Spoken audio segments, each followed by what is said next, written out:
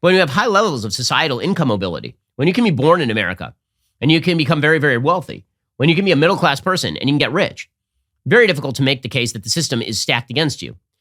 So the left had to come up with another way to ram their cultural Marxism through. And what they came up with was race. Because while the United States historically has not had massive class distinctions that are hard and fast, it has had race distinctions that were hard and fast for the vast majority of America's lifetime, right? Until the 1960s. So from 1776 to the 1960s, you had hard and fast racial distinctions in law in many parts of the country. And that was a serious problem. So what the Marxists did is they glommed onto this and they said, aha, what we need to do is make Americans understand that the systems are racist and you need to tear down the systems so you can have essentially racial mobility. That is the only way to do this. So that was the argument that was made by critical race theory. So critical race theory arrives in the 1960s. Stokely Carmichael, who's then the head of the Student Nonviolent Coordinating Committee, he makes the argument on the heels of the Civil Rights Act of 1965, right? The first real movement in America to undercut this argument. Because the argument is now, okay, we're going to get rid of those race distinctions in federal law. So we've reached the end of the road, right? I mean, we've now gotten rid of any excuse you have for some sort of revolution based on class. Stokely Carmichael says, no, that's not good enough. The systems are already stacked based on class. It's not that the systems are fair, but they were excluding people. And so if you include the people in the systems, now things are good. The entire system is racist and bad. And we can tell because there's inequality in outcome. So any system that has an inequality, like we can look at the systems, we can see that the system itself says you can't be discriminatory. That's not enough. Because so long as there's an inequality of outcome, this means that the system is stacked against you. This is the notion of critical race theory. So Stokely Carmichael's intellectual heirs launched the actual critical race theory project in the late 70s, early 80s. I've talked about this before. Some of the expositors, people like Richard Delgado and Gene Stefanchik, they set out the basic principles of critical race theory. First, that racism is ordinary, not aberrational. It's just present in American society. It's everywhere. It's the ordinary. It's not that there's a bad guy over there who's racist, so we tell him to stop being racist. No, everyone is racist. And also that the system of, quote, white over color ascendancy serves important purposes, both psychic and material. So the system is stacked because white people want it to be stacked. And what this means is that even parts of the system that seem like they are cutting against racism, they're actually just cover for racism. So the Civil Rights Act itself is cover for deeper underlying racism. Attempts to fight back against racism in law, that's just perpetuating the racist system. In order to fix this, of course, what you need is exactly what the Frankfurt School said, right? In order to fix this, what you need is to destroy all the systems. Capitalism is a racist system, not a classist system, a racist system. So Derek Bell, who was very warm with Barack Obama back in the day, he wrote, quote, the whole liberal worldview of private rights and public sovereignty mediated by the rule of law needs to be exploded. A worldview premised upon the public and private spheres is an attractive mirage that masks the reality of economic and political power. So this led Bell to the peculiar conclusion that, again, even the laws that protect black people are specifically designed in order to cover for a system that hurts black people. Bell actually wrote a short story in 1992 saying that white Americans would sell black Americans to space aliens if they could alleviate the national debt.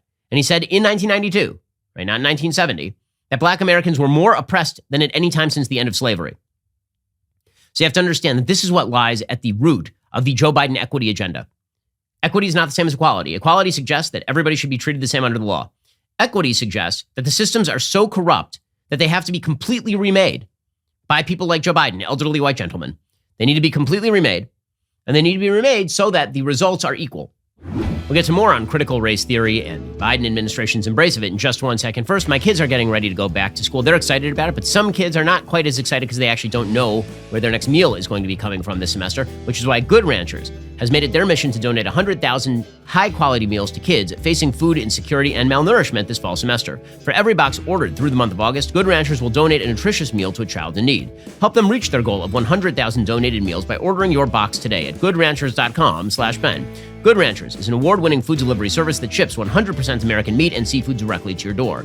Named the best food subscription service earlier this year, Good Ranchers is the fastest-growing meat company in America. They source only the best American farms, so you can trust that you're feeding your family with the highest quality possible every single meal. I know their meat's really good because they actually got me a kosher steak. Like, they went out of their way to do this. It's an unbelievable steak. You're gonna love it. Plus, right now, you can use my code BEN to get $30 off your order plus free shipping. Your purchase furthers their mission to donate 100,000 high-quality meals to kids in need. It's a great cause with a great company. Go to goodranchers.com/Ben today. Use my code BEN when you place your order. Let's help these guys hit their goal. Again, go to goodranchers.com/Ben today and use my code BEN to place your order to help them out. So he announced at the very beginning of his administration, like right away on his first day in office, he signed an executive order, quote, advancing racial equity and support for underserved communities throughout the federal government. And here's what Joe Biden had to say. When I became president, one of the first things I did, I signed an executive order to advance equality and racial justice throughout our federal policies and all our institutions. That's because delivering the promise of America is not the work of one department. It has to be the business of the whole of the federal government. The bottom line, advancing equity is not a one-year project. It's a generational commitment. These plans are an important step forward, reflecting the Biden-Harris administration's work to make the promise of America real for every American. And I mean every American. So what does that mean? What does that mean? So here is what his executive order says, quote, this is the White House. The president's order emphasized the enormous human cost of systemic racism. Systemic racism is exactly the sort of language used by CRT, persistent poverty, and other disparities, and directed the federal government to advance an ambitious whole-of-government equity agenda that matches the scale of the challenges we face as a country. Again, whenever they talk about disparities, understand, they're not talking about one person is richer and one person is poorer because they made different decisions and therefore they have different outcomes. And that's what they mean is that no matter what decisions you made, any disparity is evidence of discrimination. According to the White House, over 90 federal agencies across the federal government, including all cabinet-level agencies, as well as over 50 independent agencies, mobilized quickly and effectively to implement the executive order. Agencies conducted equity assessments of 3 to 5 of their agencies' high-impact services for the American people to uncover where systemic barriers to access may exist. And of course, he included in this rubric, not just Black Americans, he included in this rubric all intersectional identities. Quote, these plans are an important step forward, reflecting the Biden-Harris administration work to make the promise of America real for every American, including communities of color, tribal communities, rural communities, LGBTQI plus divided by sign, minus sign, happy face emoji, people with disabilities, women and girls, and communities impacted by persistent poverty. They are part of a broader equity agenda, which also includes implementing the first ever national strategy on gender equity and equality. Gender equity, we'll get to that in just one second because it's, again, part and parcel of critical theory. Working to ensure the federal government is a model for diversity, equity, inclusion, and accessibility in the workplace, advancing LGBTQ plus I divided by sign civil rights. In releasing these action plans across the interagency, as well as snapshots of the largest agency's plans, the administration commits to deepening the conversation with communities, advocates, and all stakeholders. And what this means is that they're going to promote, for example, crackdowns on the police by the Department of Justice.